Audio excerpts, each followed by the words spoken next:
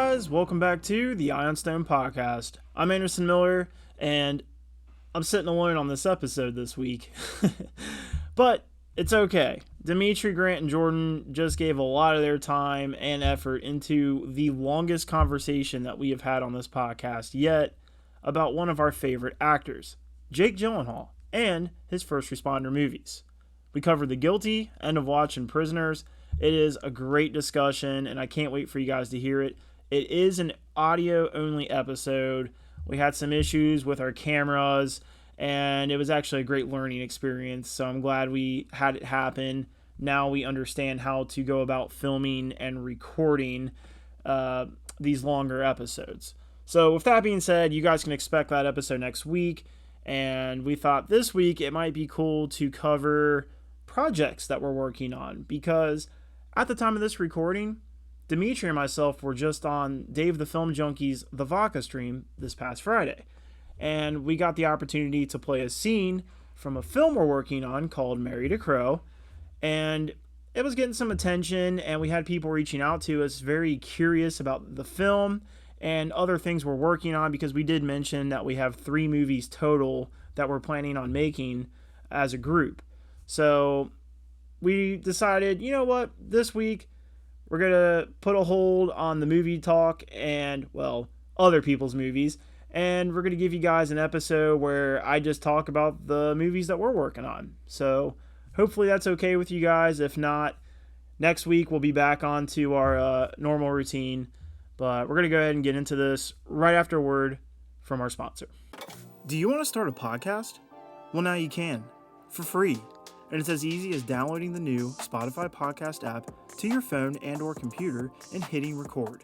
Spotify Podcasts allows you to record anytime or upload files and provides all the tools you'll need to make your episode sound as solid as stone. Spotify Podcasts is the new home for any podcasters looking to expand their brand and reach new audiences across the globe. All right, so I'm actually really excited to do this. I feel like this will be the first time I get to just talk about these things other than when I'm hanging with these guys, because, you know, most people don't really care or don't really have an interest, especially when you're just like, oh yeah, me and my friends are making I mean, so many people do that and it doesn't always look the best or whatever, but we take a lot of pride in what we do. And since I do most of the filming and editing, I like to feel like I'm getting somewhat decent at it. I mean, no one's going to be a bigger critic about what I do than myself, but I do feel like, you know, I've put a lot of time and effort into my craft and learning how to do different things, whether it's lighting or setting up a scene. And I actually went to school for storyboarding, so that's something I do with everything we work on, and I'll share some of my drawings, so you guys can expect to see that if you're watching at home. If you're listening on Spotify, Apple Podcasts, or anything else, you got to find the YouTube. Sorry. But yeah, I'm going to go and get into it. I'm going to get a drink going here, because I'm probably going to tripping on my words. Like me a good seltzer. A non-alcoholic. I just like some good seltzers, you know. I'm trying to stay away from pop. Anyways.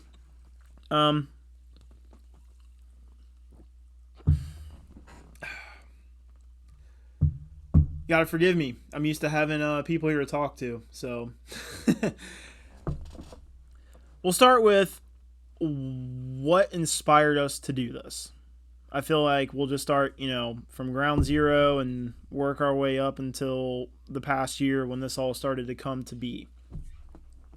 So, as we mentioned on the Vodka stream, Dimitri and Jordan and myself used to work together at a mall as security guards. Mall cops. And we actually have a friend who worked with us as well, who started making edits of himself, like putting on his uniform, and he actually ended up becoming a cop, and that's what he was wanting to be at the time. And he was seeing cops that would make like really cool video edits of them, like basically putting on their gear and going out into the day not knowing if they'd be coming home, and he was inspired by that, and he started making edits just for himself. But he sent us one, and I was like, oh, that's cool. I never thought about like filming myself with my camera on my phone, because he just uses iPhone, but it was pretty well done. And he added some slow-mo shots, and he added some very sincere music, and it had a cool feel to it. And it made me think, why don't I do that? I feel like that'd be a lot of fun, because at the time I was really into photography. I love photography. I love editing photos. So I was like, that's kind of like the next step is video and editing video. And I'd never done that before. So I went on to the App Store. I downloaded some free app. I can't even remember what it's called now, but I started just taking videos and like learning how to use this app and make edits. And those were some gems, let me tell you. But I started to really get a passion for it very early on. I realized, like, man, I love doing this. And so myself and Dimitri and Jordan, we started like making videos with these characters we came up with and posting them on Instagram for fun, But even though it was fun and goofy and whatever, I really enjoyed doing it. I enjoyed coming up with like a story for these characters and figuring out how to tell that through not only their presentation of their character, but through, how I'm setting up the camera, how I'm, setting up lighting. Started to, figure out like, okay, these are all things that play into telling a story, not just the actor on screen. And I started doing research, reading about this stuff, and thankfully my wife has always been very supportive of anything I get into creatively, and family as well. So I started getting, nicer equipment, softbox lights, things like that. And I already had a very nice camera that I took pictures with, and it just happened, it had a video mode on it. And then I got into trying to figure out, okay, how can I do video on my camera? And that's when I started learning about lenses. And thankfully, I had a job during the pandemic that paid for me to stay home. And I know a lot of people weren't fortunate and had to, figure out different ways to have an income. So I'm sorry. Believe me, my wife was one of those people. I was very fortunate at the time. I had a job where I was basically administrative position, and my job it basically involved me being in an office, and because the office was closed, but I was a contracted employee, they paid for me to just sit at home for 3 months. And I know that sounds really ridiculous, but it's what happened. And I played a lot of video games, watched movies and whatever, but I also spent a lot of time honing my craft. And I credit that period of my life for why I'm doing the things I'm doing now, because that's when I really started to get into creating a story and trying to bring it, to life through filming it. And at that time, Dimitri was writing a script for a movie called Of Bad Faith, which isn't connected to the 3 movies that we're referencing on this show, but it is a story that means a lot to him and myself, and one day we hope we can make something of it. But it's a story that would involve a pretty big budget, and we did start filming for it, but then we realized, like, this is way above us right now. So we did backburner it, but at the time, that was kind of the driving force that got us to where we are today, because that story and that movie got him and myself, Jordan, Grant, some other friends we have, used to like acting basically. Like, we're all standing around holding cameras, lights, reflectors, all this different stuff, and we got comfortable with acting in front of each other and doing these different things. And yes, it's a very uncomfortable thing at first. If any of you have tried to do it with your friends or even do it for a living, it can be uncomfortable to do this thing that you might practice in a mirror at home, or like just practice when you're in your car. It's like, okay, now there's a bunch of people standing around me, and I've got to try to like really sell this character and step out of the shell that is me, that I'm comfortable being in any other time. So we all started to get familiar with how to do this, and it was cool. I felt like we were all kind of growing into this thing that we all love doing. But unfortunately, like I said, it came to a point where it was just really hard to complete the movie.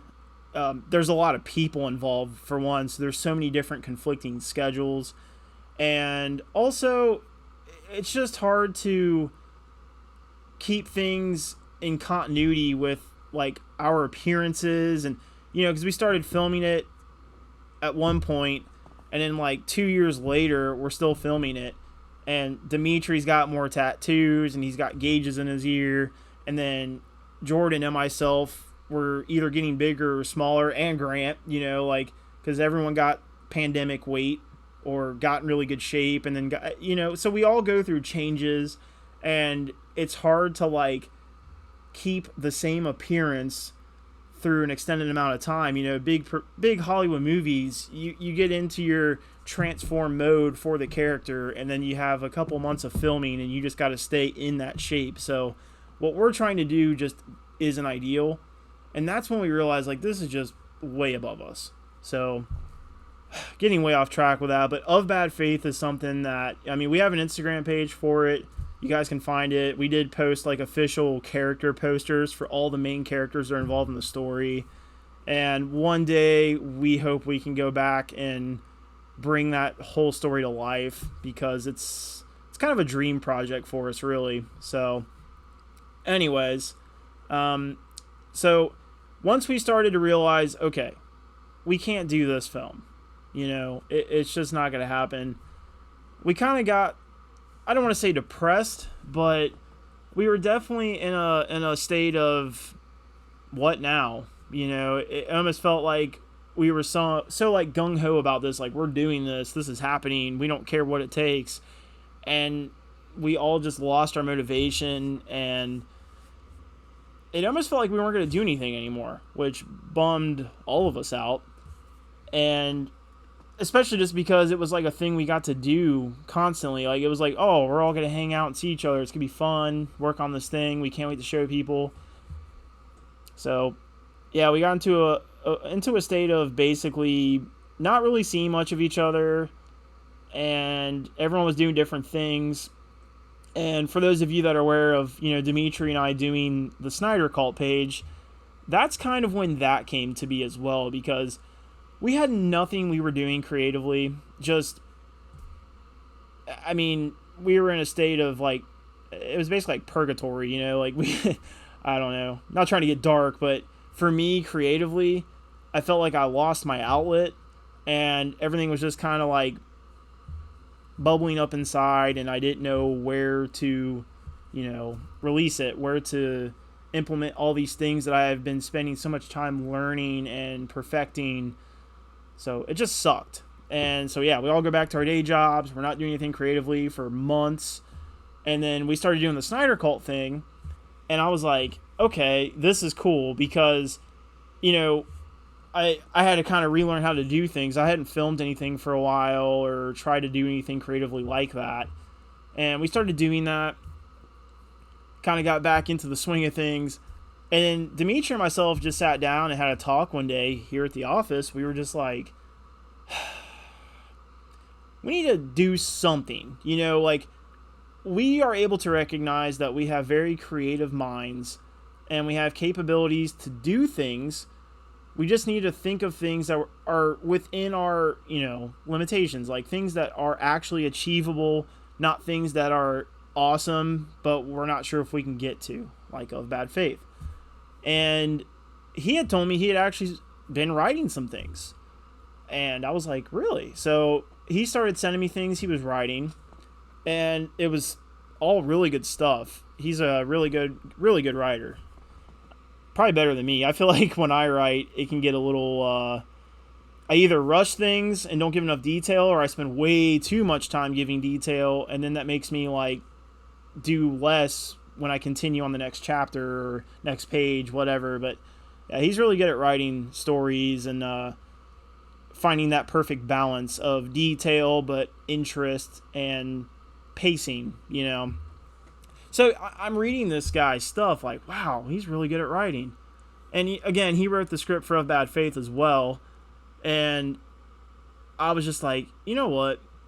I need to just try to take these ideas that I think about every once in a while and put them on paper. So that all inspired me to try to start writing things. And I wrote a couple things that were weird, and I came up with ideas and ended up not liking them. But amongst all the different things I was writing down, one of the things that I wrote down was actually Married a Crow. And I kind of kept coming back to it because, well, that's a character that I basically pulled inspiration from a life experience I had. And I've learned that that is the only way I will ever be interested in bringing a story that I've written to life, is if it's pulling from my own experience in life, or pulling from a part of me, whether it's good or bad, because it makes me relate to the character in a way that I feel like I can really do the character justice and present them in a way that's interesting to everyone else, because I just know them on that level, if that makes sense. And so I started really putting some more effort, because when I start writing, I'll basically write a synopsis and a title if I have one at the time, and then I'll maybe do like a chapter. I mean, in my notepad on my iPhone, I have so many like first chapters of different stories, and I'm just like, might come back to this, might just scrap it. But Married a Crow, I kept coming back to it. I was like, there might be something here. But the thing I couldn't figure out was what makes the character tick. What is it about this character that makes them stand out? Because at the time, it was just a mime who ends up becoming a serial killer. And that's a spoiler, I guess, but that's essentially what's happening to Married a Crow. And I was like, how do you make that interesting, though? Because, yeah, we see a lot of clowns that are turned into something evil, whether it's It or John Wayne Gacy. But I was like, mimes don't really get that kind of attention. They can kind of be creepy, but they're usually funny, or just, backup characters in something like a street performer or anything like that. I couldn't really think of anything other than, if anyone's seen the show Nip Tuck, one of the doctor's sons, he becomes a mime and ends up like turning to the life of crime, where he robs people in a bank and other stuff as a mime. So that was one depiction, and I did consider that because I really like that show. I was like, that's an interesting... So that's kind of what like inspired writing the story I had, but I just didn't know what was going to make them do the things they were doing. What is something interesting I could play with? So I started thinking about my own life, and I had a period of my life where I kind of came to a crossroads of, I can continue doing the things I'm doing, and I probably won't like myself, or I can go down this road, but if I go down this road, everything that I was associating myself with, everyone I was hanging out with, everything I was doing stays at the crossroads. It doesn't go with me down this road. And thankfully, with a little motivation from a friend I had, I went down that road. Cut everybody off, deleted all my social media, spent a lot of time just doing things with my family, working, going to school, going to the gym, eating right. I was in the best shape of my life, physically, mentally, and it was about a year or so before I started to really let people back in. And it sounds kind of lonely, and it's because it was, but it was great, honestly. For me, it was something I think I needed, and I learned a lot about myself during this time, which I think, a lot of people might think it's crazy to talk to yourself, and that's fine. But in this period, I learned to get comfortable with that. Because if you can sit and talk to yourself, not necessarily, physically, but even if it's just in your own head, you can really start to be honest with yourself about the things in your life that you need to work on, things you need to change, things that really make you happy, things that don't, but that you pretend make you happy. I mean, it can be a great way to really do some reflecting and revising. So I was thinking about that while reviewing my story for Married a Crow, and I was like, maybe this character is already in this state with no really, you don't really get a backstory on why, at least in the beginning. There might be some stuff sprinkled in the movie. But either way, it starts off, he's just truly alone. You see this beautiful, vibrant world that has a rhythm to it. And, within the cracks of all these moving parts lies this dark void. And that is where you find Stephen, the main character. And he thinks he wants out of that. So I basically took that period of my life and I was like, what if your whole life was that and you wanted to take a year where you do the opposite, right? And I was like, what would happen then? So Steven thinks he wants to be acknowledged by people. He wants interactions. He wants to feel like he's a part of everything. He wants to find his place, so to speak. And then you learn that he is idolizing a mime who is popular. He's a, successful street performer. He gets admiration from passerbyers. He gets money. He seems happy and successful. And Steven's infatuation with the street mime inspires him to try to do the same so that he can get the same admiration and attention from others. And basically, he just had to go through the motions of mimicking this mime that he idolizes and starting to get the interactions that he thought he wanted, and etc., to learn that he really liked where he was at and he just needed to learn to embrace it.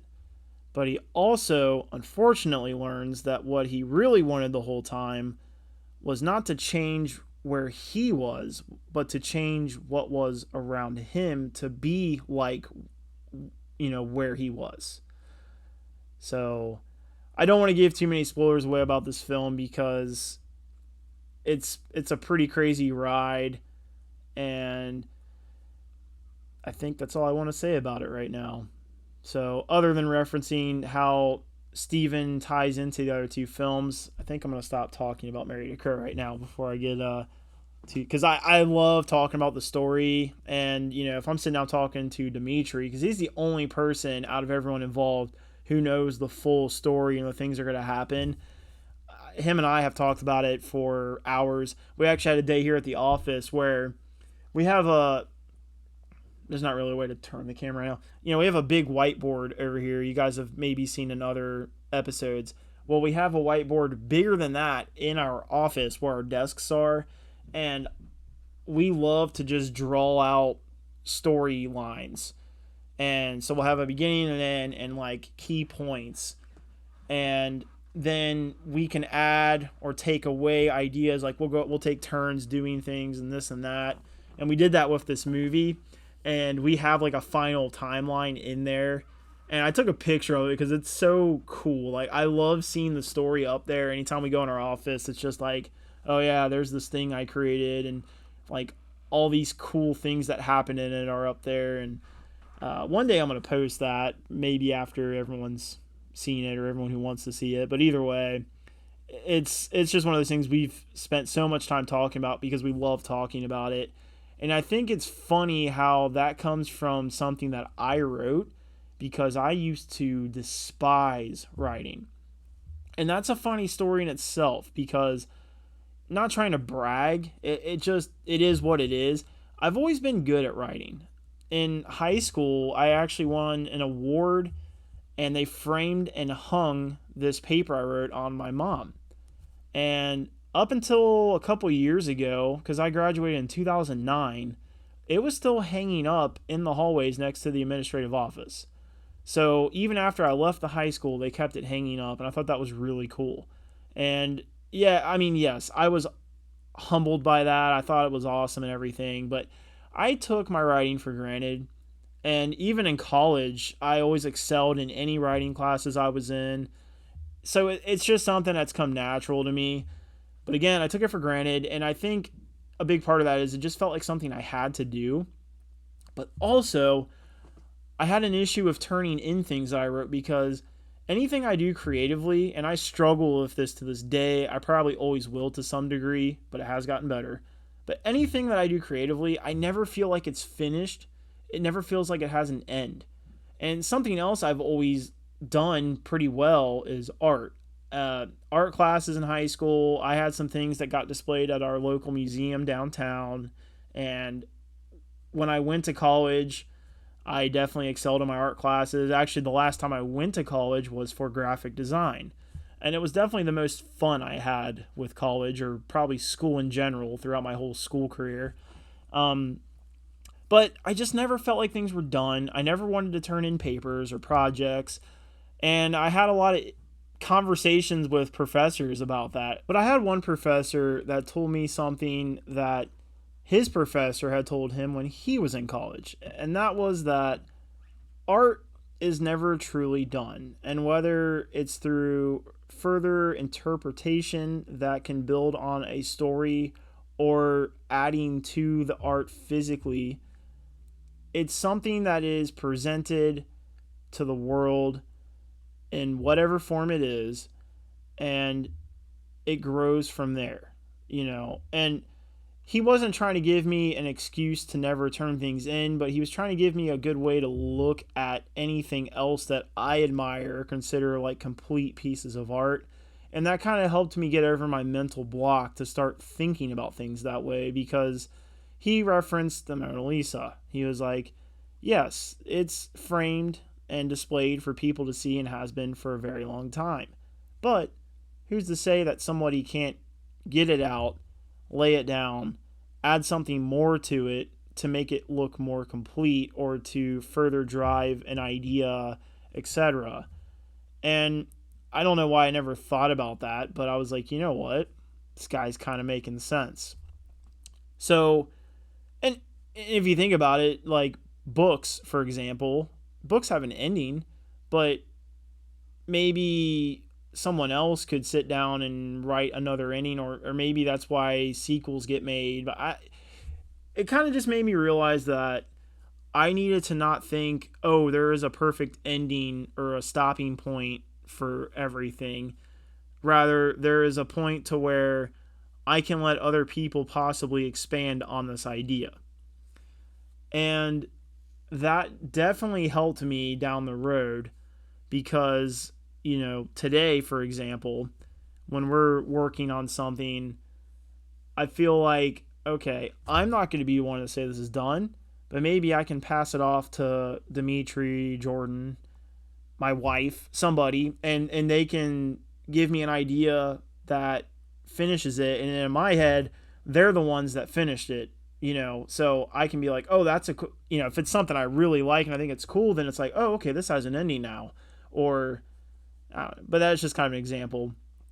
So Married to Crow is the first thing that I've created, whether it's music, physical art, like drawing, painting, or writing, that I came up with an ending and I actually like it. And it's kind of because of what the ending is suggesting.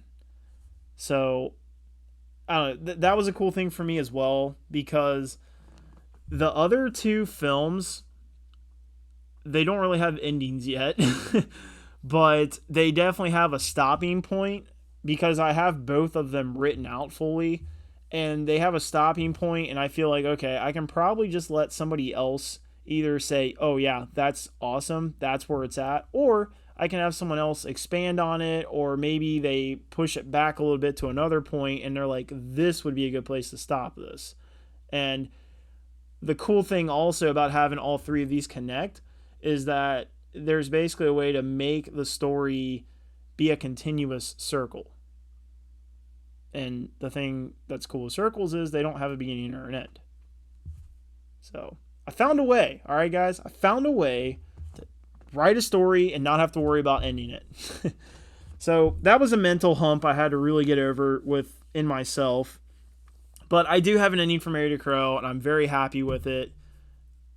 But also, it can continue through the other films. And the other cool thing about these films, which we mentioned on the Vodka stream, is when they're all three done, you could pick one to watch and then watch the other two, no matter what order you watch them, it's all going to make sense. So that was really hard to map out. That was a whole whiteboard drawing in itself.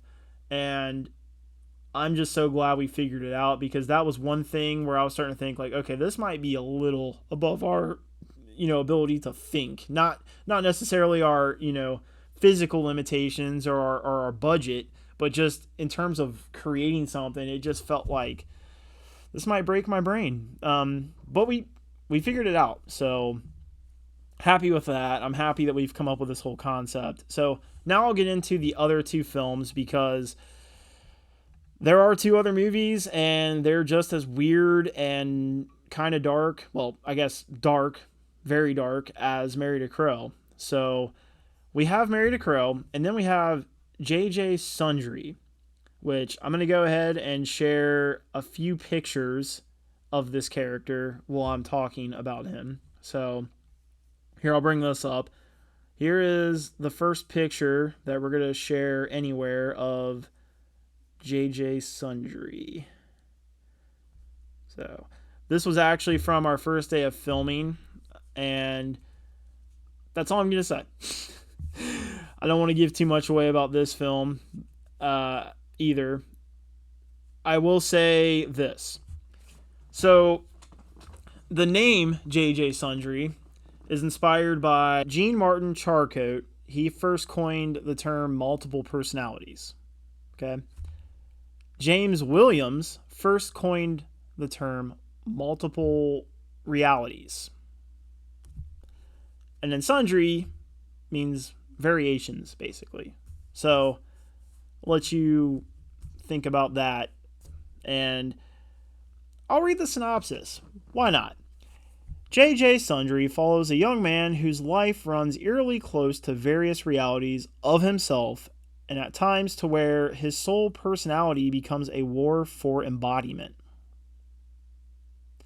Now, what you as the viewer of this film will be trying to decide is, are these things that he's dealing with in his own head? Is there something paranormal going on? And by the way, that is a theme through all three movies. You're going to be wondering, is there something kind of otherworldly going on here? And then with this, is this just a bunch of different versions of the character being presented to us? So that's pretty much all I'm going to say about this film. It's almost getting too spoilery for my comfort. Spoilery for my comfort. But I'm so excited about this film because, well, for one, I'm filming it. I'm 100% going to be DP on this, and I love just being behind the camera and bringing my storyboards to life. And I've already, we had a whole day of filming on this film already, and it was so cool to like take my storyboards and be like, all right, doing this. So I'm loving the process, because for Married to Crow, I've been in front of the camera, and I have a lot of faith and trust in Dimitri, who's very good at setting up shots, or if I kind of give him a guideline of like, here's what I was envisioning, he brings it to life, and sometimes better than I even imagined. So it's cool to have a guy like that, and that's the only reason I'm doing Married to Crow. But I'm very ready to get off the dang screen and, be the person controlling the camera. So JJ Sundry is my passion project. The story that I've come up with is crazy, and I went through a lot of ups and downs with it. There's not really any part of me in this character, which is interesting, because I said that's like the only way that I feel like I can really be, behind a story and bringing the character to life. But there is a lot of experience with some of the themes in this, and not necessarily with me, but people I'm very close to. So the part of me that I put into this character is essentially what I have experienced firsthand in dealing with, battles of mental illness, or battles of, basically, is there something haunting me, or am I just, going crazy, or battles of questioning reality, so if anyone out there deals with or knows someone who deals with, believing in ghosts, believing that they have, a bunch of different versions of themselves in their own head, or they believe that, this reality is just not what it is presented to us, you're going to be able to relate to this film. And we do some really cool things with it to really bring the story to life.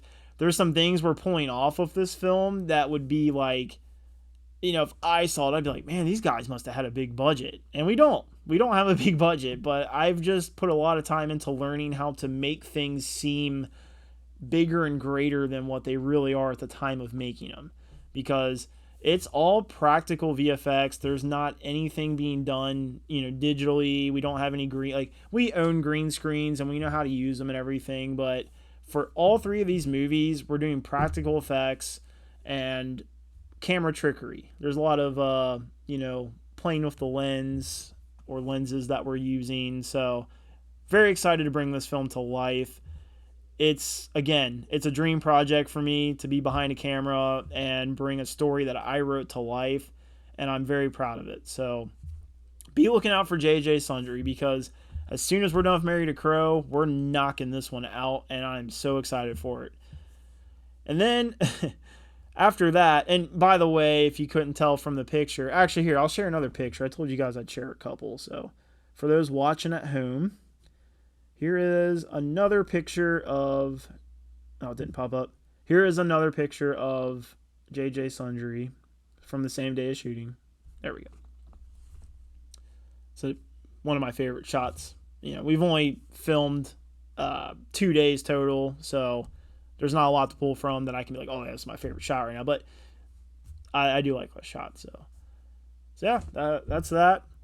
And obviously it stars Dimitri. He's a very talented actor, and he's going to be putting in some work in this film. He's got to go through a lot of physical transformations as well as just act his ass off.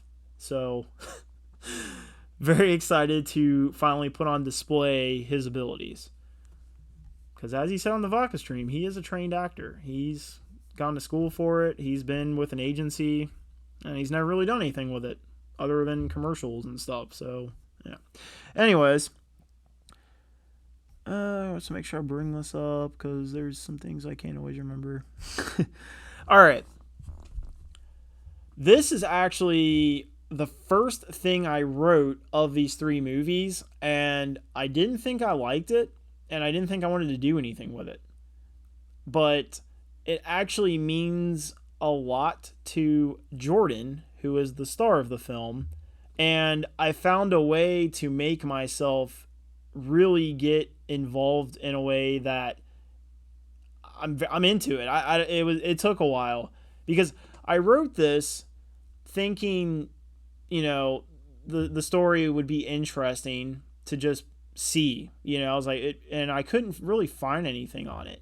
So it's called Alosamina, which is Anima Sola backwards. That's Latin for lost soul. Okay? And you'll understand after watching the movie why I think the title is clever.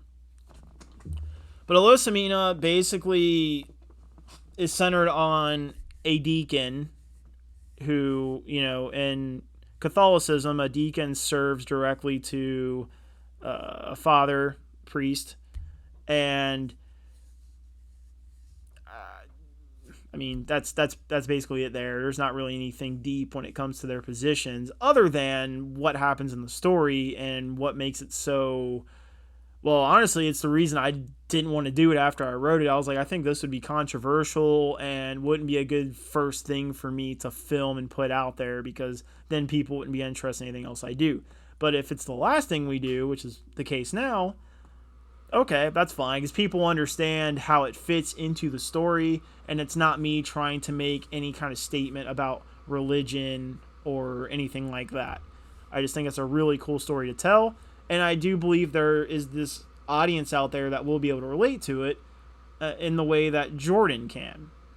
Because I won't put words in his mouth, but Jordan grew up with a very religious family, and he has some issues with how religion can create an almost unhealthy environment for a child to grow up in. So I think I'm doing his thoughts on that justice right now, because essentially he's not saying religion's bad. He's saying that it can be used in bad ways, and we've definitely seen that in the world. So it's something he's very passionate about, and one day we'll let him talk about that more. But this is definitely something he's going to be very into as an actor, and telling the story and sharing his thoughts on everything when we're filming it and when it's done. So I'm very excited about it for him, but I'm also excited about it because of how I was able to tie it into the other two movies. So yeah, Elos Amina follows a deacon. It's Deacon Peter Lawrence, who is going to be played by Jordan on our show. And he's also a natural talent when it comes to acting. When we first started doing things with him with Of Bad Faith, it was because he was available and he was one of our good friends. So we were like, hey, you want to do this? But, to me, I was like, wow, this guy's actually really good. And then after talking to Dimitri, he's like, yeah, he's got a natural talent for this.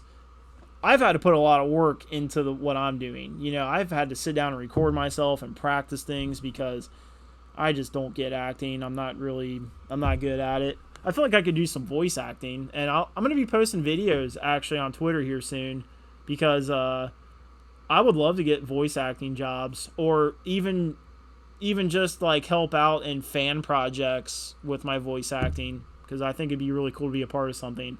So that's something I'm interested in. But when it comes to acting on screen, it's a interesting learning experience, and it's something that I'm not regretting, but it's been a pain in the butt when it comes to Married to Crow. I'll tell you guys. But anyways, so yeah, we've got Deacon Peter Lawrence, played by Jordan, and he's working under Father Candido Monteo, who is played by a friend of ours named Matthew Jones. And he's helped us in projects in the past. He's another good friend of ours. And basically, he aids him in exorcisms. I can say that. He aids him in exorcisms and begins to realize that this religion that he has devoted his life to isn't what he thought through his time spent with Father Mateo. He starts to witness things, and I think the cool thing about this story is it's not suggesting that the religion itself isn't real or its belief system, but he just got paired with a bad apple. And unfortunately, that is what makes him question his religion's legitimacy. And his life being committed to this practice and the things they do, and then realizing this, that's where I took an interest in the story again, because originally this wasn't a part of the story, and when I tried to make it fit with the other two movies, I was like, okay, how will this guy essentially get on par with Married to Crow and JJ Sundry? It was one of those things like, oh, okay. It's pretty easy to figure out when I really started to think about it. But basically, he snaps. It's the best way to put it. It makes him, he loses himself through this story because he only knows himself as, Peter Lawrence of the Catholic Church. He's of this faith, and when you devote your whole life to something and then you think it's not what it's seemed, and you feel like you've wasted your life and you've committed to something that is false. I was like, what can that inspire in somebody mentally, and then what can that mental damage make them do physically? Now, I'll give you guys a little tie-in here, and it'll kind of help you start to realize how these movies connect, or at least two of them. Father Mateo meets regularly with J.J. Sundry. So I don't know if I want to say anymore. I mean, if somebody thinks that they are dealing with possession, they're more than likely going to go to a church, right? So let's just say that's kind of what ties these movies together, those two. That's all I'm going to say. There's so much I want to say, but that I think you guys can connect dots from there. I'll let you guys, I don't know. I'll leave the rest to your interpretation for now, but that was actually the thing that connected this movie for me. Is I realized, okay, I've got this character in J.J. Sundry who's dealing with this inner battle of, I'm possessed. Like, my house is possessed. I'm being followed by something demonic. Oh, here's a Catholic priest. Just connected dots. It was cool how that worked. And then when we went back in filming of Married to Crow, I was like, oh, we did this without thinking about it, but look at this. This ties right into J.J. Sundry, and then, oh, this thing can easily tie right into Alyssa Mina. It was crazy. It was actually one of those really cool moments. I remember, I took my MacBook over to Dimitri's desk, dude, look at this. And he was like, oh. So, it's not a forced thing at all. It's not like we're sitting there with a shoehorn, we're going to make these movies work. No. They connect very well, and I can't wait for one day to have all three of these done, and then people can watch them however they want, but through the stories realize, oh, that, okay, it's going to be a cool thing. I hope. I don't know. So yeah, we have Married to Crow, J.J. Sundry, and Alyssa Mina, and I would say to expect to have all three of these, in a place where you can watch them by probably 2025 at the latest, because Married to Crow is going to be done and posted this fall. And J.J. Sundry we're planning on having done by next spring. And we're going to start working on Alyssa Mina as well. And that should be done near the end of 2024 in terms of filming, and I'm just going to be editing the crap out of it. So 2025 at the latest for that one. But either way, they're all three movies that we're currently working on. Besides our podcast and the fun shit we do with this, those are our main focuses. We're really excited to bring these stories to life. And overall, we just can't wait to have things out there that we have fully completed, especially after our couple-year battle with Of Bad Faith and having to accept that we were going to come to a stop with that. We were defeated and we were done for a while, and we've had redemption through this 3-movie story arc. And for people wondering, yes, we have a title for this shared universe. We're calling it the Deer Stalker Universe, the DSU. Which is really just for us. It's just for fun to have something to kind of reference these movies in. And for those who don't know, Deer Stalker is a synonym for serial killer, hunter, predator, etc. So it kind of tells you a little bit more about all three of these movies. But that was the cool thing also. And, there was some reference to Todd Phillips' Joker when people saw the scene we shared on the Vodka stream. Yes, that movie definitely inspired ideas, but it's not the only one.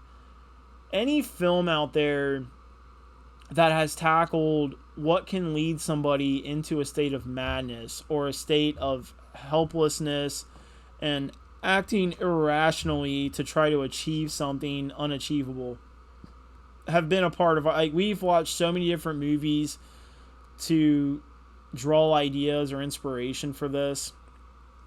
Joker was one of them, of course, but it's not like we watched Joker and like, oh, okay, let's come up with a guy who puts on face paint and kills people. That wasn't the case at all. And when people see Married to Crow, I don't think they're going to be like, this is just like the Joker. So if they are, that's fine. It's your opinion, but that's not our goal at all. And when you see how the story escalates, it's nothing like the Joker.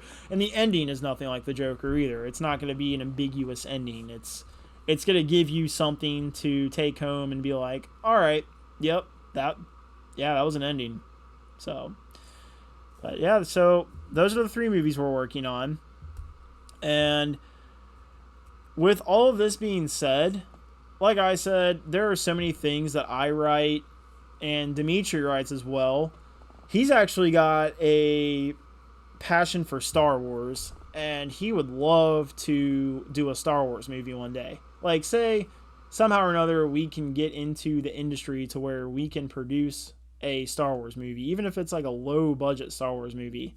He's actually written a story about a young Qui-Gon Jinn, and it's pretty freaking good.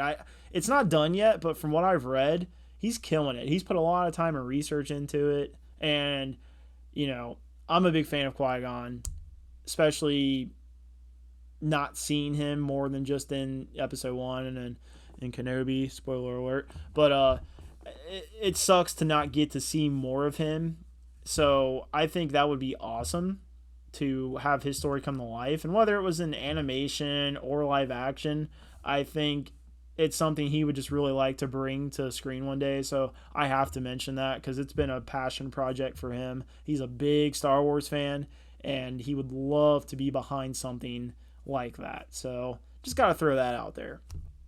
And then when it comes to me, I am actually working on some projects myself outside of these just because I love filming things and editing things. And I'm going to be doing some collaborations with people that I've met through being on the Vodka stream, which is really cool. And I'm kind of still trying to process that because some of these people are people that I've been admiring for a while. And now, you know, I'm messaging them on Twitter and we're working on things. So, and there's one thing in particular I'm very excited about. It's an opportunity that I'm like, okay, this is cool.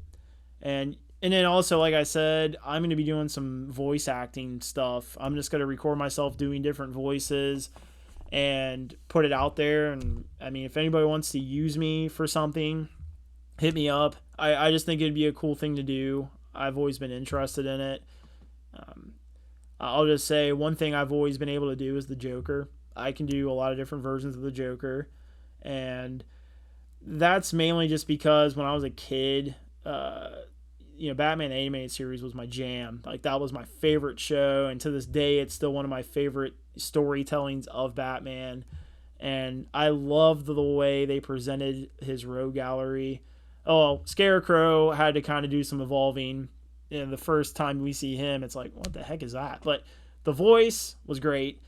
But Mr. Freeze, Joker, Two-Face, Penguin, Clayface, Croc, I mean, they're iconic. They're all iconic illustrations, and the voices are iconic. And it's hard not to read a comic book and not hear those voices, and especially if you've played the Arkham games.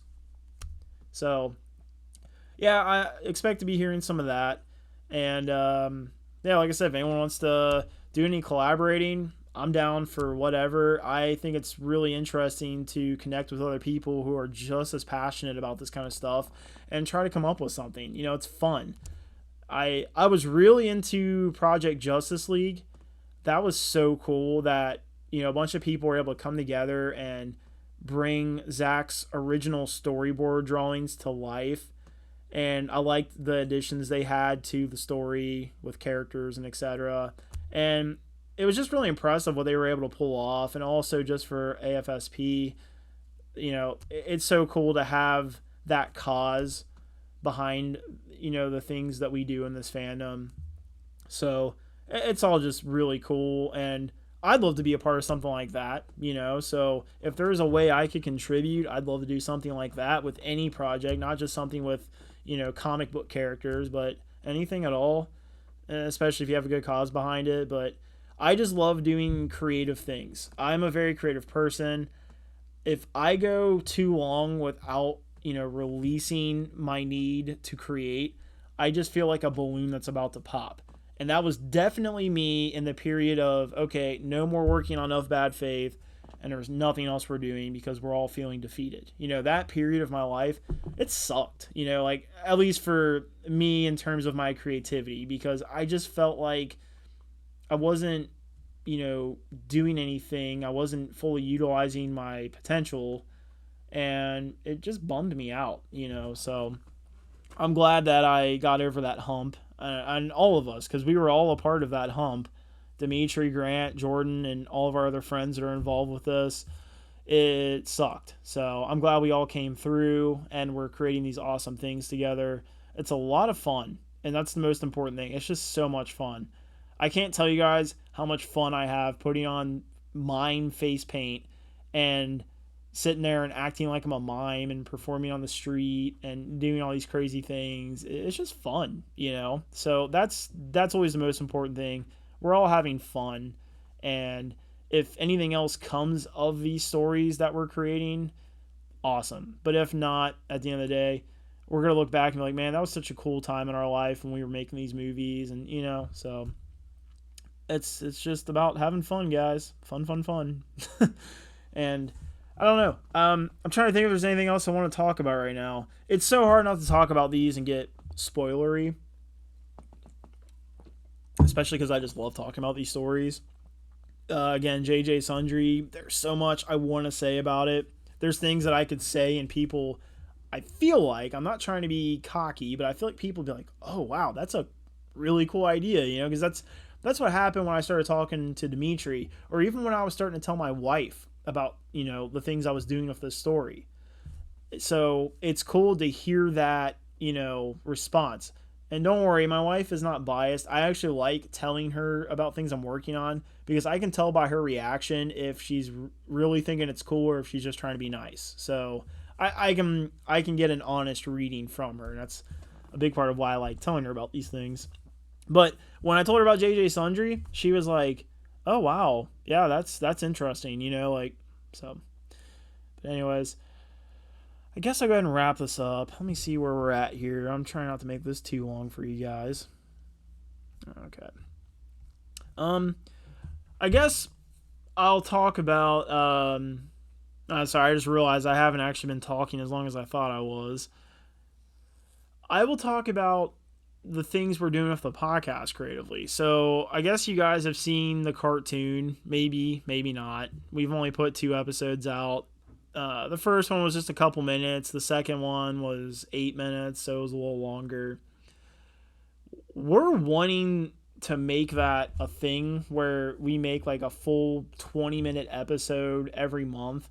It's really hard to do because of time restraints and just all the things we're doing, and that's not even considering each of us in our personal lives. We've all got wives, girlfriends, day jobs, etc. So the cartoon is something we're having fun with, but it's hard to really justify putting that much time into it if we don't really know if it's worth it, because we've made the 2 episodes and we haven't gotten a lot of feedback. And I'm not sitting here saying like we need people to share this, but it's like, I don't know, if you're listening to this, if you could take some time to just go watch one of the cartoons we've put on our YouTube and just let us know, like, is it interesting to you? Do you find it funny? Because it's supposed to be a funny thing. Or if you think it's stupid and you hate it, let us know. Like, we just want to get some feedback on the cartoon, because right now it's just a thing that we're really into, and I don't know, if it's not something that's going to like be a popular thing with our viewers, then we might just kind of hit the brakes on it. But if we do feel like people want to see more, we have some pretty funny ideas with it. And just to give you guys a backstory, we worked at a mall as security guards. The 4 main characters were actually maintenance guys that we worked with at the mall, and they were all really nice guys. We loved working with them. We had to do a lot of things with maintenance, or sometimes they would have to get us for something, but either way, we had a really good working relationship. And they all just had very interesting personalities, and their dynamics were so entertaining to us. And we used to always think like, man, these guys would be great cartoon characters, and we made them cartoon characters. So yeah, all the characters are heavily inspired by maintenance guys from the mall that we used to work at. And we thought it'd be funny to just take them and put them in situations from movies that we've talked about on a podcast. So, the first one we watched, Midsummer, and we're also trying to pick like iconic scenes to have featured. So like we had the cliff scene, and then we did Texas Chainsaw Massacre, and of course every Texas Chainsaw Massacre has an eclectic group of people driving down a road somewhere, and then something happens and the car has to stop and things go to shit. So we found a fun way to do that and feature our guest, Kate, who was on the show, into the cartoon as well. So that was a lot of fun. But yeah, I guess the idea is just basically, any movie we watch, they're not always going to be horror movies. I'm actually working on one right now that's just straight up comedy, has no horror elements. But it just kind of implementing them in these scenes and adding something fun to the episodes. But yeah, we're trying to gauge, what we should or shouldn't do with this podcast. So any feedback is much appreciated, because as much as I love doing everything, if there's something that we're doing that isn't really going to be worth the time it takes to make it, we're going to take that time and put it towards something else that you guys want to see from us. So that's all. We're not sitting here saying like give us attention. We're just saying like feel free to let us know if you guys don't like things, or if there's something you want us to do. Like we had a lot of people telling us, please say spoiler warning at the beginning of an episode. We started doing that. We had people saying, could you guys do trailer reactions? Because Dimitri and myself did one for the Flash trailer, and we don't really want to do trailer reactions, if I'm being honest with you guys. It's like a lot of other things we aren't doing on this podcast. We feel like there's so many podcasts or YouTube channels that do this stuff, and we're trying to do something different. Like everyone who's doing these things, they're really good at them already, and I don't see a reason to try to compete with them, because I'm a fan of their channels myself. I go to certain channels for YouTube reactions. So it's just one of those things. But we had a lot of people that liked us doing The Flash, and we only did that because we're very passionate DC fans, and like many, we're clamoring for some definitive, like, here's what's going on with the DC cinematic universe. And we feel like, we're finally getting that with James Gunn and Peter Safran. And the Flash movie has been in developmental hell for 6 or 7 years, whatever it is, a very long time. It's had so many writers, directors. This person will be in it, they won't be in it. We're going to recast Ezra. I think that was always just a rumor, though. I don't think they ever actually considered doing that. But if they did, whatever. It's been in, developmental hell. And now we have a trailer. Yeah, we had to do an episode on that. So, and then we just talked about DC stuff. But a lot of people said they enjoyed hearing us reviewing the Flash trailer. We're like, okay. So now we're doing trailer reactions. And I'm not saying I hate doing it. It's fun. I am someone who's trying to stray away from trailers. But I don't mind watching one per movie, and I'll just avoid the rest, because I really like going into a movie and just seeing it fresh. Like, unless it's something I'm not excited for and I want to see the trailer, and maybe the trailer will change my mind. But otherwise, I just don't like watching trailers.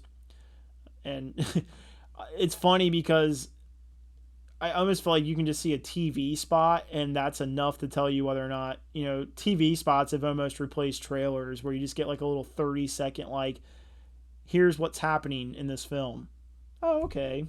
I'm interested, or I'm not. I've never seen a TV spot and been like, I'm going to look up the full trailer on YouTube, but maybe that works with other people. I don't know. So anyways, and then we're also going to be doing satirical skits, because of course the Snyder Cult page, that's what it was all about. And we've had a lot of people saying that's something they enjoyed from us, and they're bummed we're not doing it anymore. So we're not just going to focus on DC stuff, although I can't say that you won't see more cult-esque videos, but we're going to be doing a lot of other different stuff as well. And we're having fun coming up with the ideas and concepts for that. We're doing a podcast on Signs, which is a great movie. It's one of my all-time favorite movies. Pretty sure it's Jordan's favorite movie. It's on par with or right under Saving Private Ryan. So he's really excited that we're doing that film. But he actually came up with an idea for how to start opening episodes for our podcast. So for anybody who's watching on YouTube, you're going to get a nice little thing that we've put together to start off the episodes, and it'll relate to what we're talking about, similar to the cartoons. It's going to pull a scene from the movie. We're going to do something fun with it, but it'll be us. It'll be us acting it out, filming it. So that's going to be a cool thing.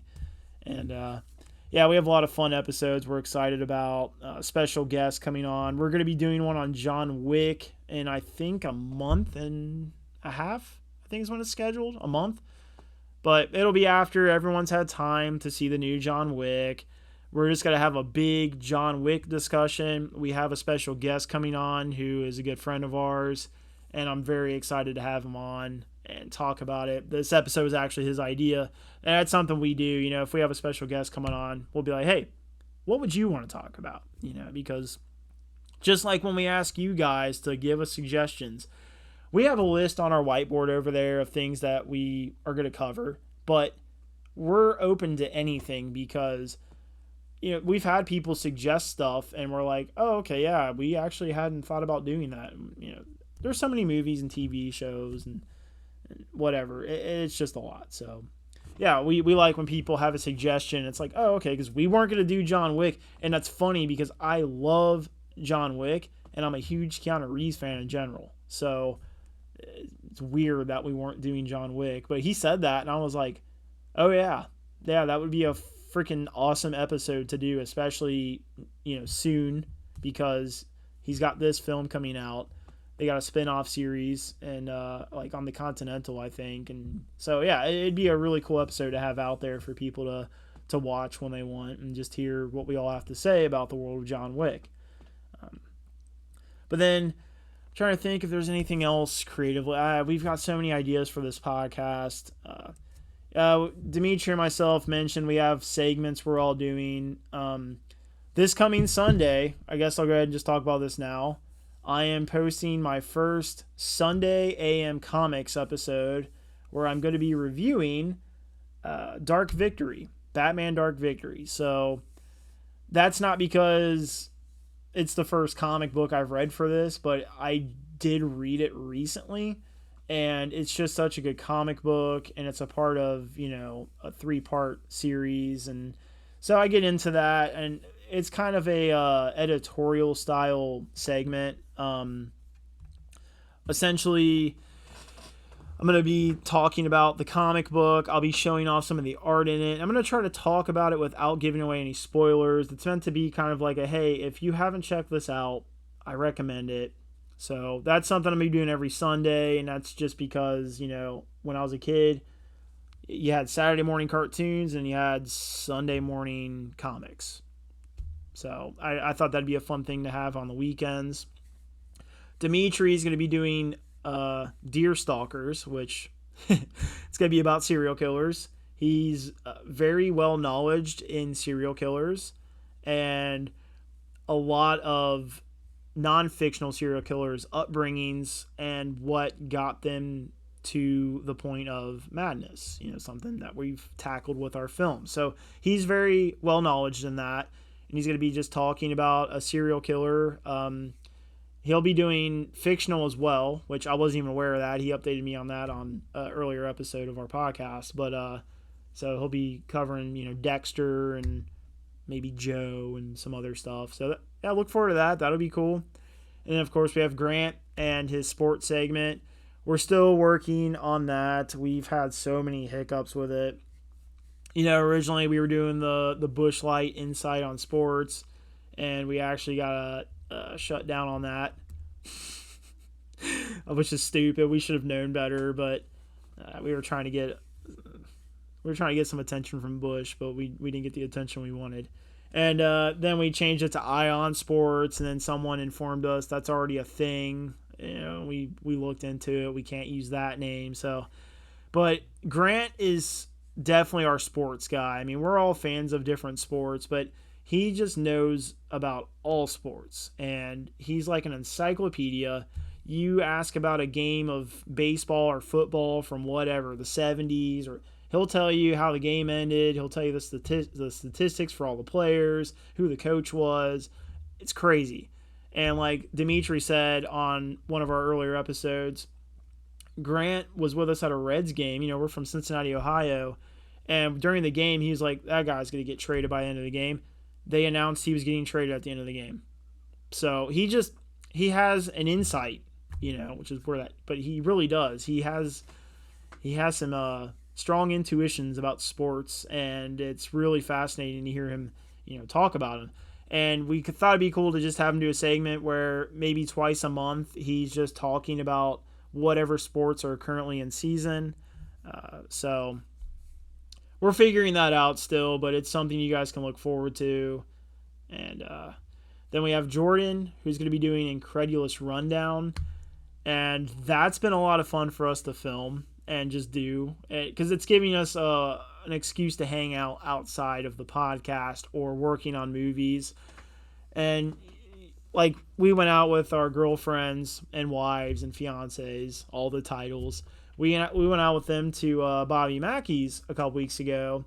That's a place near us that's got a lot of history when it comes to suicides, murders, hauntings, cults. I mean, it's a very rich history with paranormal activity and everything dark and evil. So we went there because it's just a normal bar where Bobby Mackey's band plays and other musicians sometimes. But we went there to have a good time, but it kind of inspired us to, maybe document us looking into the folklore around a place like that. So we documented it. It was a lot of fun. So we have a whole thing we filmed where you guys get to see us going there and seeing what we experience. And then he's just going to basically be talking about it, and he'll be explaining, the history there, and then if we did or did not experience things, and also what happened afterwards, because a lot of the stories entail, man, after I went to Bobby Mackey's, I got doors closing on their own, and so he'll be doing that. And we're gonna be doing a lot of episodes on that. We're gonna be going out with body cams, night cameras, all that stuff. We're gonna be exploring so many things, because just in our area, the tri-state area, we're from Southern Ohio, there are so many haunted places that have been on Ghost Hunters, Ghost Adventures. And we have a lot to tackle. It's going to be so much fun. And so look forward to that as well. But I don't think there's anything else I need to talk about right now when it comes to us creatively. I guess we're filming a new intro. So I'm sure you guys have heard the Ion Stone podcast intro for most of our episodes, or some of them end with it. But that's actually a song that I wrote and recorded. So yeah, I got a little rappy on there. All the lyrics are just like movie references or saying the word butter. So I'm not a deep lyricist, but I created that intro, and I just took video clips from like the past couple years of all of us hanging out and stuff. But we thought it'd be cool to like actually film a short music video as an intro for the podcast. So be looking for that in the near future. I don't think we're gonna have too many more episodes that have the video that we've had on them. So, and we'll probably, announce like, hey, we got a new intro, but just kind of keep your eyes out for that. It's something we felt like was necessary for a bunch of different reasons. But anyways, keep your eyes and ears out for that. And yeah, I think that's about it. If you guys have any questions about any of these movies, the Deerstalker universe, feel free to reach out.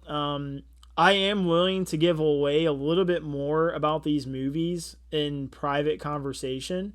So if you're somebody that I've spoken to or know of, and I trust, I'll give you a little bit more if you have some general curiosity. And I actually think it'd be cool to collaborate with people on stuff, like this. Like if there's somebody who's wanting something made, you know, I remember Saggy was on the Vodka stream, and she said she wished that she lived closer to Dimitri and myself because she has ideas for things, and it's like, hey, we can talk online and come up with things. I mean, I'm working with somebody right now on something who doesn't even live in the same country as me. So the internet's a beautiful thing, and there's a lot of ways that we can achieve the things that back in the day you could only do if you could meet up with somebody. So it's awesome. So yeah, if anyone has anything they want to collaborate on, or if they just have an idea and they want us to bring it to life, hit us up. We'll do anything. We're down for the challenge, and we really just have a passion for creating and bringing things to life. So yeah, just let us know. And with that being said, if there's anything that you're working on and you think that like I could possibly help you with editing, or you want some things filmed that I could send to you that I might be nearby, I'd be down for that as well. I mean, the possibilities are endless nowadays. It's really cool. And I never even really considered that. And going on the Vodka stream was such a cool experience. I'll talk about that, I guess. That's how I'll close this episode because, I told Dave, like, I came across him. It was probably like late 2019 when I started to realize like, oh, there's a cut of the Snyder Cult. Wow. And I was, reading about it online, and I went on YouTube because that's what I always do. I'm like, I need to see a video on this crap. Like, there's so much going on. I don't want to read. I want someone to talk to me. I'm lazy. So I went on YouTube and I typed, Zack Snyder's version of Justice League or something like that. And him, Chris Swenson, and I think it was Real Rejects were like the first couple of people that popped up, and I discovered all of them from that. So it was pretty cool. And there was somebody, I'm not going to give them any attention, but there was somebody else who was anti-Snyder Cut. He was making t-shirts on it. Anyways, and that was but anyways, yeah, so I came across Dave, and I was such a big fan of his channel right off the bat. I thought he was very, entertaining, and I liked the way he ran his show. Thought it was interesting that he's standing up in front of a green screen. He has people come on live. He live streams, which is insane. Something I'm kind of thinking about doing, and I've talked to the guys about, but that's a whole other can of worms. But either way, it was just so cool to like find this guy who seems like he's just as into movies and things going on with them as I've always been my entire life. I've always been such a huge movie fan, and it was cool to just have like a channel I could go to and watch regularly and be like, man, this is cool. Like this guy's talking about the things I'm into, and I pretty much for the most part always agree with him, which is cool too, because I mean, there's a lot of people I watch on YouTube and I don't always agree with them, and you don't have to, but it's just cool that I feel like, his brain works the way mine does. So I don't know. It was such a trip for me to think about that time of my life and how, I bought a t-shirt of his. I guess you could say I'm a fan of him. I'm a fan of Dave the Film Junkie. I'm a Dave the Film Junkie shill. All hail Dave the Film Junkie.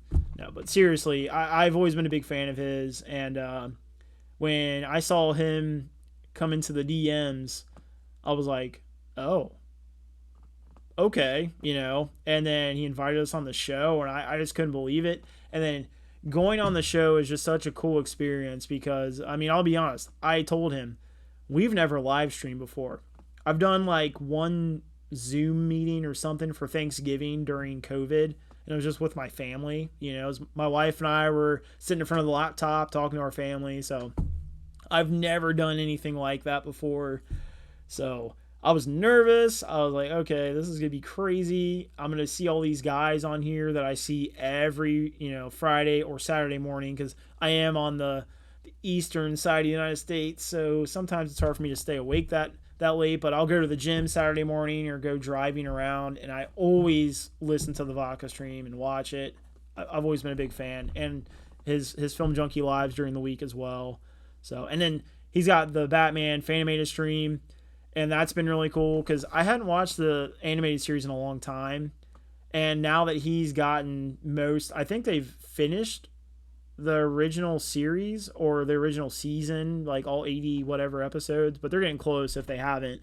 So I've been binge watching that and then just binge listening to them talking about it, like in production order with each episode. And it's been a really cool experience to just like hear him and Scott talk about this show and Scott's infinite knowledge on the voice actors and fun facts. It's really entertaining. So recommend checking that out as well. But anyways, going on the show was so cool. And I got Dimitri into Film Junkie probably like a year or so ago, because he was always asking me how I was so up to date with things. And I told him, I got Chris Swenson and Dave the Film Junkie.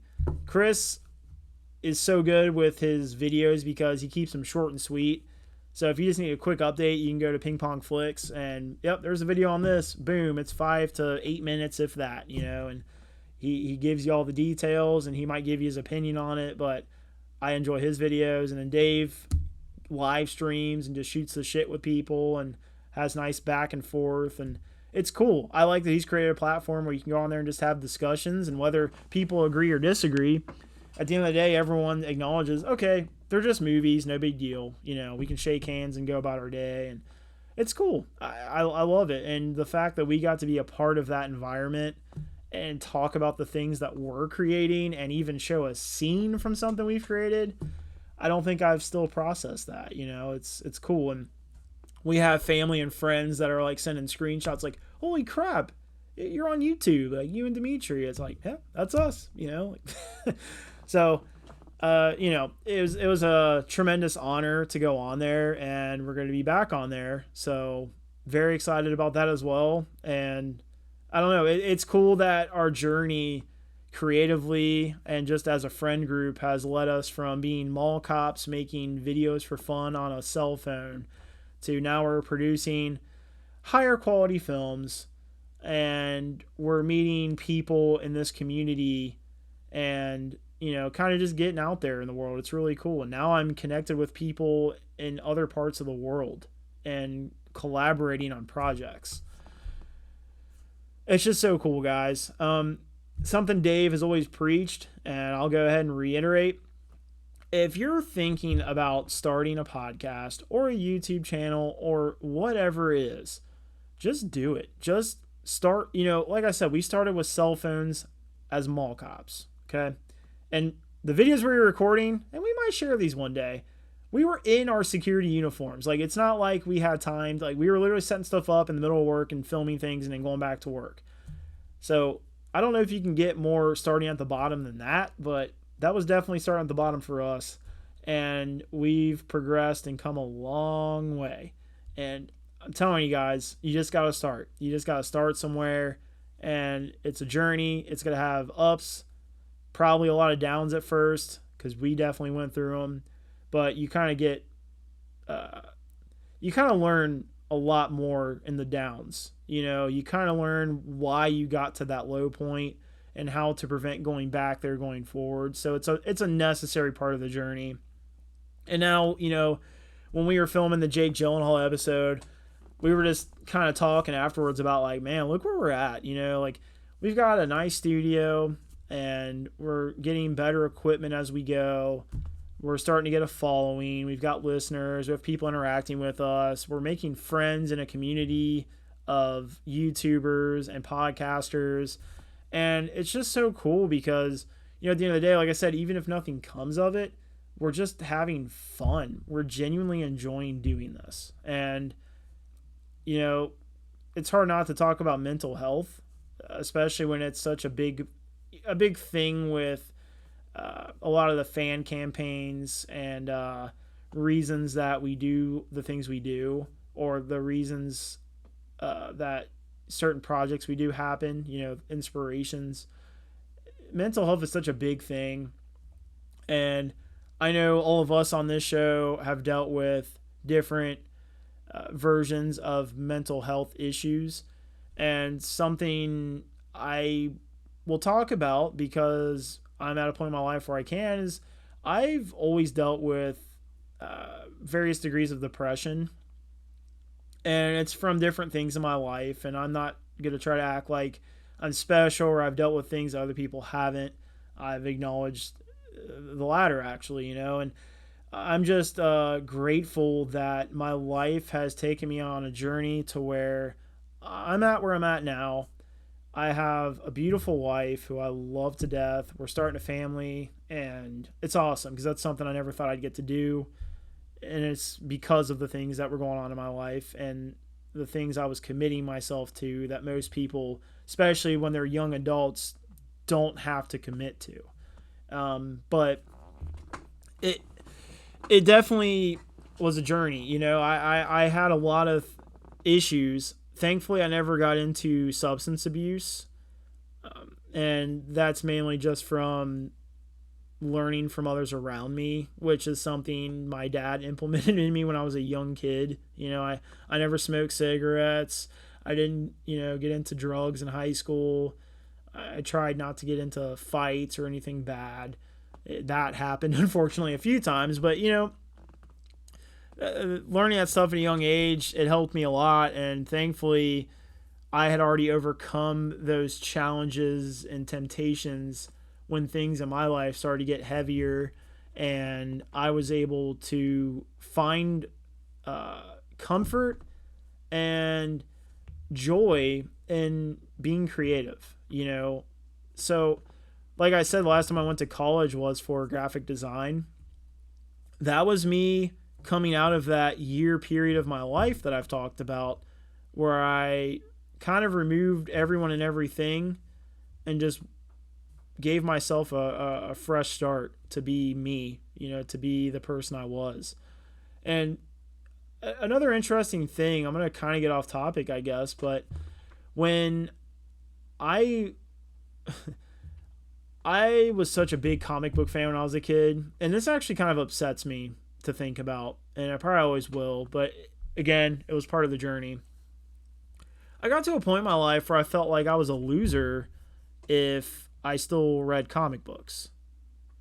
So I would basically either I would read them and not let people know, but then I eventually just stopped getting them and didn't keep up with comic books all throughout high school, because that happened in middle school. And I didn't find my love for them again until I was 24 years old. And that was, after that break, or during it, actually. It was during it. That was one of the, I'll never forget the first time I went back to a comic book store after, so many years, because I would say I was probably 11, maybe 12 the last time I went to a comic book store. And yeah, see, if you got 12 years, I didn't go, and I didn't really give them attention. And it was so, it was a freeing experience. I walked in the doors of this comic book store by my parents' house, and I was so excited. I spent probably 2 hours in there just digging through the boxes, finding comics that interested me, finding comics that I remembered from when I was a kid, and I just fell in love immediately again. And it's funny what inspired me to do that, because I was actually cleaning my room out. I was living with my parents, going on this journey of reflection and self-healing and growing.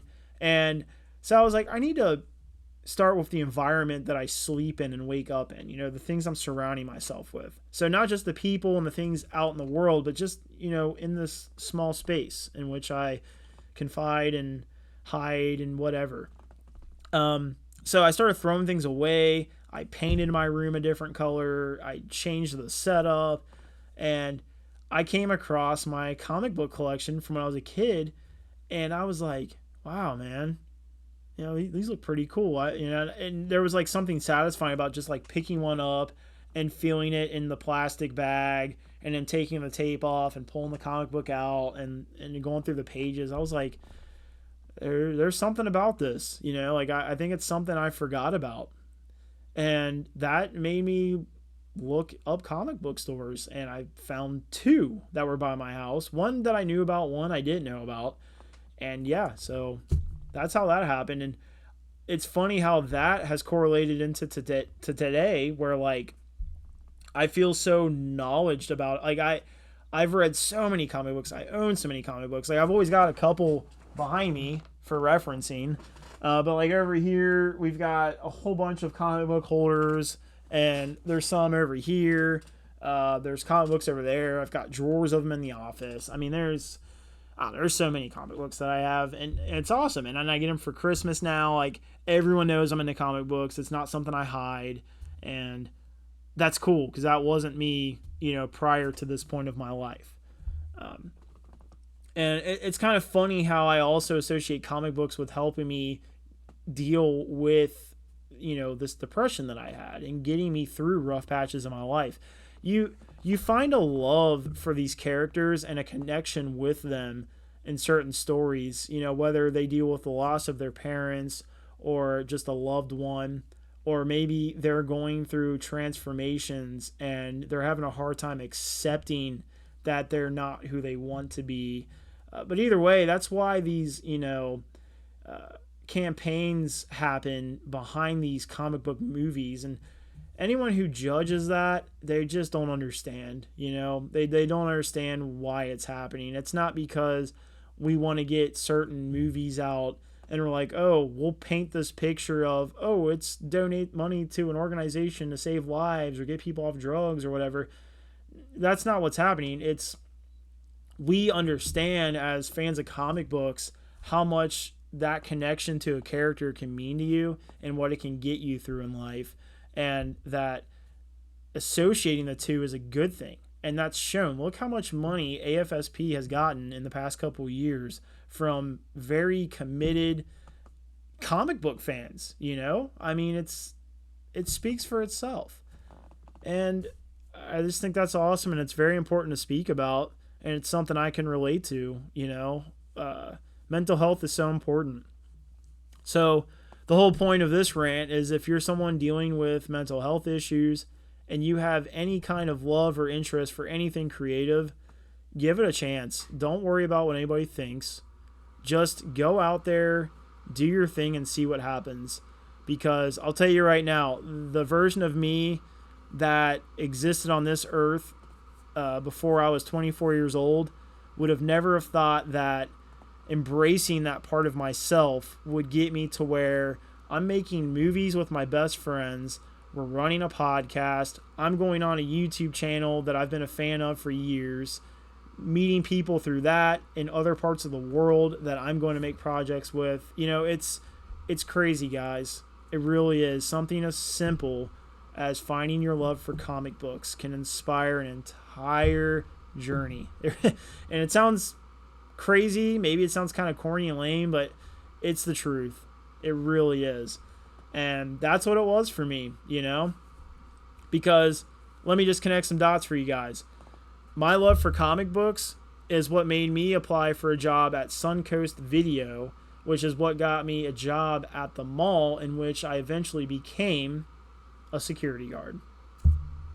So it's funny how that works. And man, if anyone remembers Suncoast Videos, I miss that store so much. We had comic books. I don't know if others. We always heard it was interesting that ours had comic books, but we had comic books. We had movies. We had anime. We had merchandise associated with all of it. We always had a movie we were playing in the store. We used to have people just come in and watch movies with us and bring snacks. It was such a fun job. I hate that the company that bought them bought it and just shut them down. But, it's the way things go, unfortunately. But, yeah, anyways, shout out to Suncoast Video. But I just gotta say, I'm so glad and grateful for everything that's happening to me and to these guys on the show. And I really appreciate anyone who's listening to us and anyone who's listening to this episode, because I've definitely gone on tangents and I'm ranting. But we're trying to give you guys a nice full episode this week. We feel bad we don't have a movie discussion, but sometimes you just gotta let things inspire you that you wouldn't normally. And for example, the whole Snyder Cult thing, most of the videos we did after the first one, that came from comments people were making on the page. We're like, oh yeah, that'd be a funny idea to make fun of, or make a satirical video of, and then we would do it. So, and that's kind of what happened now. Is like, you know what, we got people messaging us asking questions about these movies. I'll just do an episode about that. So here we are. But anyways, I'm going to go and wrap this up.